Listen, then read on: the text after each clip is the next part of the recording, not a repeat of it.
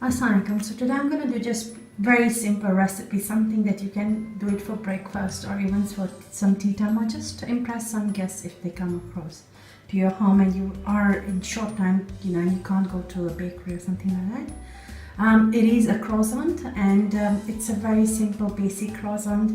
The only thing you need to know is I didn't make the dough myself, so this is a store-bought puff pastry and you can see it's the thick one. So if you've got the thin sheets of it, then you just double them rather than using the single sheet.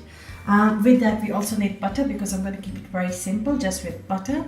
I've got the baking tray ready with the parchment paper and also a plate with just salt. So now salt is to taste and you can see it's very little, so it's like a pinch of salt. So that's what we will use in our dish today. And I've also got an egg and a brush that we will use to egg wash the croissants. So what we need to do, the very first thing is that I actually had unfrozen my puff pastry for quite some time and it was not workable. So you can see that I used a little bit of plain flour to really work around the puff pastry. So you can see that even at the bottom I have used a little bit of the dry flour to help me to move around the dough. Now what we'll do is just two ingredients, which is salt and butter. We'll apply first the butter and salt and then I'll show you how to cut the puff pastry. So here you can see I've applied the butter and I was pretty generous with the butter because the croissant does require it to have generous butter on it. Now this was about 100 grams of butter that I used. I've also, if you notice, spread evenly the pinch of salt that I had. So I used about 2 pinches and I went through just sprinkling all around where I could. And this is ready. Now what we need to do is to cut this puff pastry so that we can form them into croissants and I'll show you how. And there you go. So you can see I've cut it in up down position in triangles. If you've got a kid, it's the best activity to do it with. So after cutting, this is how they would look like. So what we'll need to do is to start rolling them in. So I'll start off with this one. What we need to do is to just roll it upwards. So make sure it's separated from this end.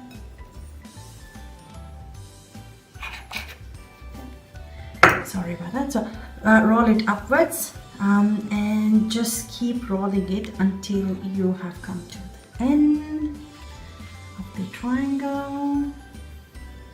And once you've got the end of the triangle, so you see it's already forming the shape of a croissant, just fold it in nicely.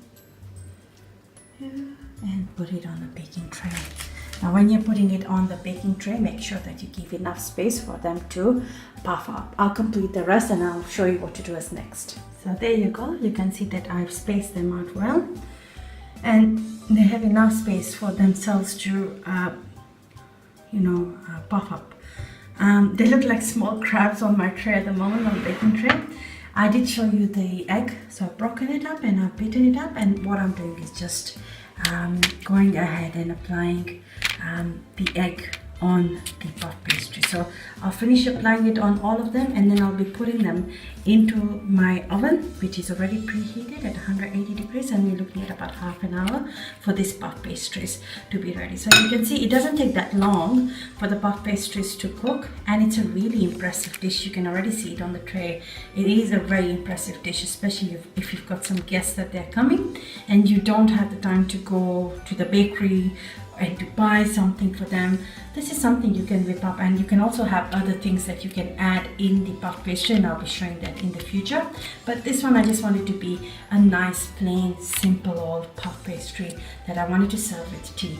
So I'll complete applying all the yolk on all of them and then I'll come back once they are done, because after this they're going straight into the oven. Okay, so there you have it, my hot croissants are out of the oven. I will show you how we will now display them. And there you go, my half an hour croissants are ready for everyone, and I wanted to break one and show you how it looks like. I'll actually be serving in this beautiful basket as well. So let me just break one and show you. So there you have it. You can see it's all cooked well through inside, and it does look like it was store-bought. It wasn't made at home. So I hope you cook this when you have your next time guests coming at home and impress them just the way I will. Please like my video, share it, and subscribe to my channel, and we'll meet again with another recipe.